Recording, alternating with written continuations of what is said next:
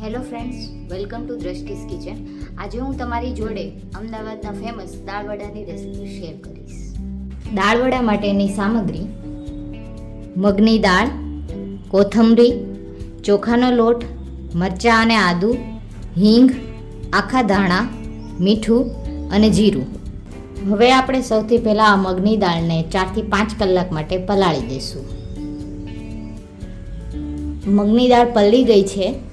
હવે આપણે આ પાણી કાઢી અને આને અધકચરી પીસી લઈશું.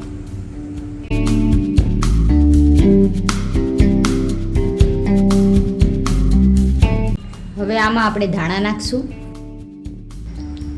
અને મરચાં અને આદુ નાખશું. હવે આપણે આને પીસી લઈશું. હવે આ અધકચરું પીસાઈ ગયું છે. હવે આને આપણે વાસણમાં કાઢી લઈશું.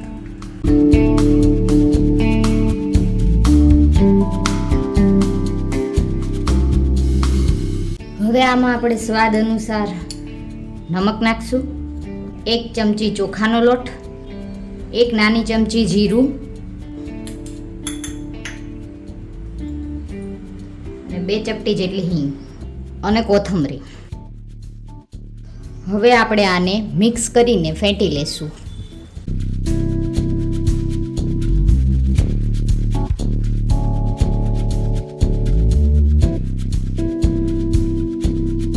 હું આને 5 થી 7 મિનિટથી ફેંટું છું. જો આનો કલર પણ ફરી ગયો છે અને આ સાઇઝમાં પણ ડબલ થઈ ગયું છે.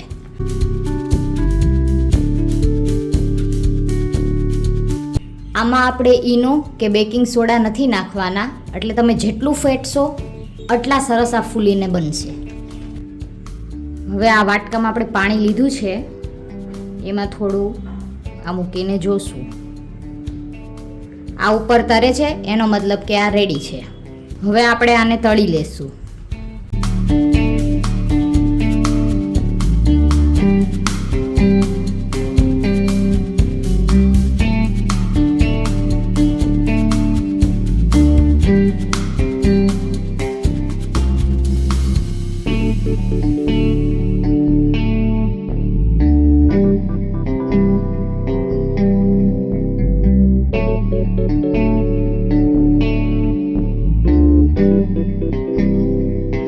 હવે આપણે દાળવડા ઉપર છાંટવા એક સ્પેશિયલ મસાલો તૈયાર કરી લઈએ. ચાટ મસાલો, થોડો આમચૂર પાવડર, દળેલી ખાંડ, લાલ મરચું, હિંગ અને સંચળ.